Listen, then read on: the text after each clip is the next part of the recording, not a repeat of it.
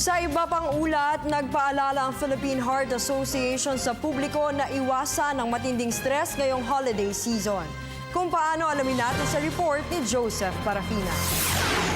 Nagbabala ngayon ang Philippine Heart Association sa matinding holiday stress na nagbabanta ngayong Kapaskuhan sa mamamayan. Lumalabas sa kanilang obserbasyon at pag-aaral na maraming nagkakasakit sa puso sa mga panahong ito, lalo na pagkatapos ng Pasko at Bagong Taon. Inisa-isa nila mga pinagmumula ng holiday stress tulad ng matinding traffic, paghabol sa mga bibilhin at ang pagkain ng mga mamantika at sobrang tamis, delikado rin sa puso. Kaya sabi ng PHA, kung di mag-iingat baka di maganda ang mangyari sa ating Kapaskuhan. Pwede hong tumaas yung blood pressure natin, pwede rin hong makaligtaan natin yung pag-inom ng gamot at saka yung pag-follow po ng healthy lifestyle natin.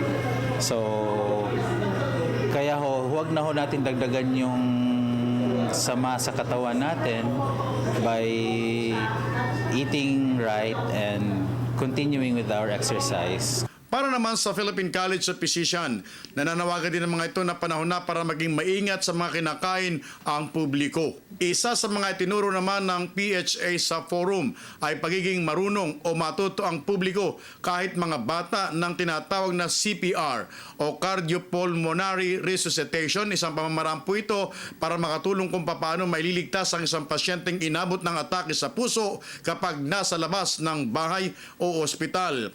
Nais nilang isulong ang CPR law o Samboy Limbil sa Kongreso dahil malaki ang tsansa niya na mabuhay ang isang tao na mabibigyan ng CPR pag inabot ng atake sa puso. Common cause po kasi ng sudden cardiac death, so yung sudden cardiac death or sudden cardiac arrest, yung biglang namamatay po, isa sa mga common cause po is heart attack. And heart attacks po always happen suddenly, so biglaan po.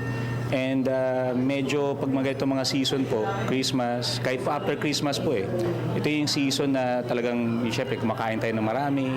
Para sa Telebisyon ng Bayan, Joseph Parafina.